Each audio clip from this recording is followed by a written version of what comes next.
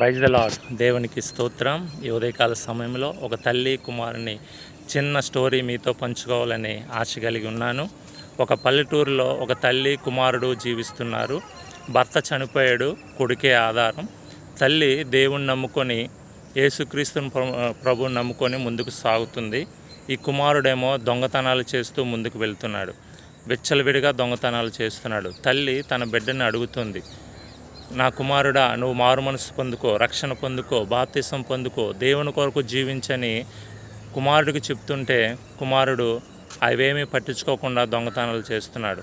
ఆ గ్రామంలో అనేక ఇళ్లల్లో దొంగతనాలు జరుగుతున్నాయి. దొంగతనాలు జరుగుతున్నప్పుడు ఈ దొంగతనాలు ఎవరు చేస్తున్నారో ఏంటని చెప్పేసి ఆ గ్రామస్తులందరూ నిఘా పట్టి ఒక రోజు దినాన తన కొడుకుని పట్టుకున్నారు. దొంగతనం చేస్తున్నప్పుడు ఆ కొడుకుని పట్టుకొని ఊరి చివరన ఒక చెట్టుకు కట్టేసి ఇష్టసరంగా కొడుతున్నారు. ఆ విషయం తల్లికి తెలిసింది. తల్లికి తెలిసి ఆ గ్రామ పెద్దల దగ్గరికి వచ్చి ప్రాధాయపడుతుంది, అయ్యా, నా కొడుకు చేసిన పాపముల దయతో క్షమించండి, ఆయన చేసిన దొంగతనాల దయతో క్షమించండి అని ఎంతో ప్రాధాయపడుతుంది. ఆ గ్రామస్తులు విడిచిపెడతలేదు. మా ఇళ్లల్లో అనేక దొంగతనాలు చేస్తామని ఎలా విడిచిపెట్టమని చెప్పేసి ఇష్టాసరంగా కొడుతున్నారు. ఆ తల్లి ఎంతో ప్రాధాయపడుతుంది ఆ గ్రామ పెద్దల్ని, నాకు ఒక్క అవకాశం ఇవ్వండి, నా కొడుకును రక్షించుకోవడానికి ఒక్క అవకాశం ఇవ్వండి అని చెప్పి ఎంతో ప్రాధాయపడుతుంది.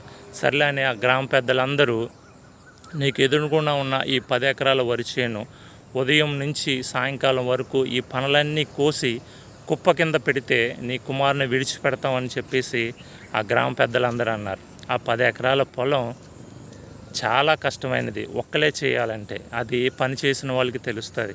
సర్లే అని దేవునికి ప్రార్థన చేసుకొని ముందుకు వెళ్తుంది. మరుసటి రోజు ఉదయం ఆ చేనులోకి వెళ్ళి ఆ పనులు కోస్తుంది. ఆ కుమారుడు అక్కడి నుంచి చూస్తున్నాడు, నా తల్లి ఎంతో కష్టపడుతుందే, నీరసపడిపోతుందే అని చెప్పేసి చూస్తున్నాడు. ఈ తల్లి అలా పనులు కోస్తూ చెమట కారుతుంది, నీరసపడిపోతుంది. ఎక్కడ మంచినీళ్ళు తాగితే సమయం వృధా అయిపోతుందేమో అని చెప్పేసి ఆ మంచినీళ్ళు కూడా తాగకుండా ఆ పనులు అలా కోస్తూ ఉంది. ఏమీ తినట్లేదు, ఏమీ తాగట్లేదు. సమయం అయిపోతే నా కొడుకు రక్షింపబడలేడే, విడిపింపబడలేడే అని చెప్పేసి ఆ పనులు అలా ఉదయం నుంచి సాయంకాలం దాకా ఆ పనులు కోసి సాయంకాలం దినానికి ఎలాగైతే దేవుని కృపను బట్టి ఆ పనులన్నీ కోసి కుప్ప కింద పెట్టింది. అప్పుడు ఆ గ్రామ పెద్దలందరూ ఏం చేశారంటే ఆ కుమారుని విడిచిపెట్టారు. గబగబా ఆ కుమారుడు ఏం చేస్తాడు, ఆ తల్లి దగ్గరికి వచ్చి, అయ్యో, నా తల్లి దగ్గరికి వచ్చి ఆ తల్లిని పట్టుకుంటున్నాడు. ఆ నోటంతా రక్తం కారి ఆ తల్లి చనిపోయింది.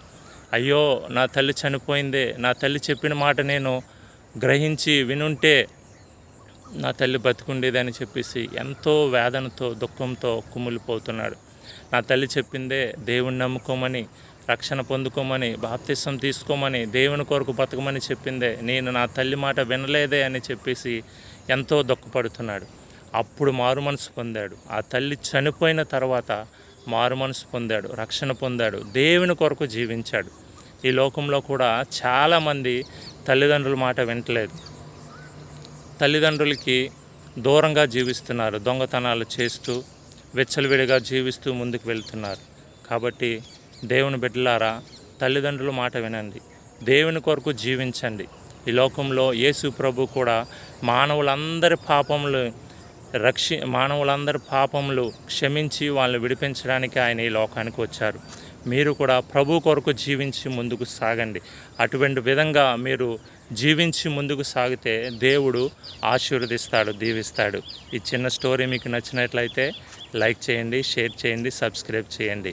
Thank you. God bless you.